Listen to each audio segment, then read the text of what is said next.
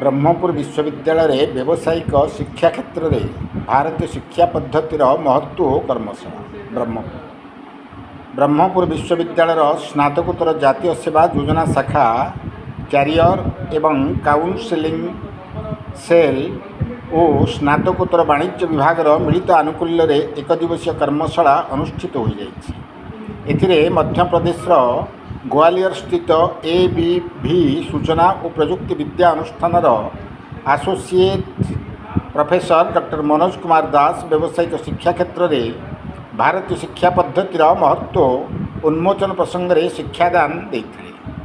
प्राचीन भारतीय शिक्षा पद्धतिर मूलदंड विद्या विवेक और विचक्षणता को आसन्न करी किपरि आधुनिक शिक्षा पद्धति युवपीढ़ी को सफलता दे पारिब से बाबद गुरुत्वारोप करने सहित भारतीय संस्कृतिर पुराणर गाथा और यार चरित्र मानक मिलता वाणिज्य और परिचालना शिक्षा भविष्य पीढ़ी को एक नूतन दिग्दर्शन जोगाइब से बाबद आलोकपात करते।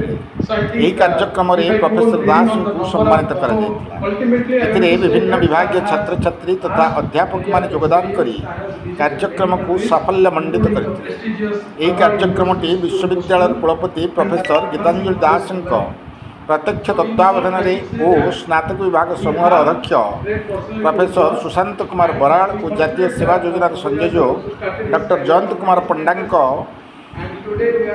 तत्वावधान आयोजन करा डॉक्टर महेश्वर सेठी, डॉक्टर चंद्रिका प्रसाद दास, डॉक्टर शंकरशरण मल्लिक, शक्तिरंजन दास, संजय मेहर, डॉक्टर संदीप कुमार दास यह कर्मशाला आयोजन कर सहयोग करते। ब्रह्मपुर सुनील विश्वास रिपोर्ट क्रांतिधारा प्लस। जातीय सेवा योजनार प्रोग्राम माने योजना अधिकारी अच्छे मो सहित अच्छा कैरियर काउंसिलिंग सेल जड़े अधिकारी एवं पीजी डिपार्टमेंट ऑफ कॉमर्स वाणिज्य विभाग आम अध्यापक गण। तो आज जो आम गोटे वर्कशॉप करुँ जार थीम रही Indian knowledge system in business education.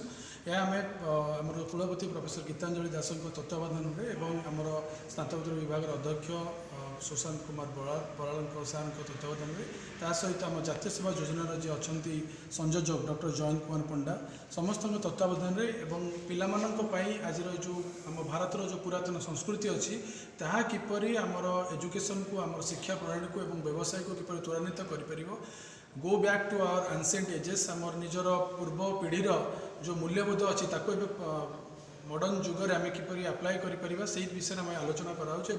आम जड़े बहुत बड़ शिक्षक को इनवाइट करूँ डॉक्टर मनोज कुमार दास आसुँच IIITM ग्वालियर एवं सी आम विश्वविद्यालय जड़े पुरातन छात्र बहुत सुंदर भाव में से पिला उपस्थापन करुँच बुझाऊँ पिला।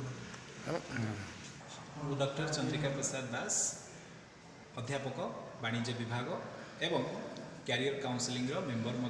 सो आज आम NSS एवं पीजी डिपार्टमेंट फ्यूचर कहीं पिला माने कॉमर्स पढ़ा आसी कहीं पिला माने कॉमर्स पढ़ी कौन भविष्य में करेंगे से विषय आमर आज डिस्कसन होची।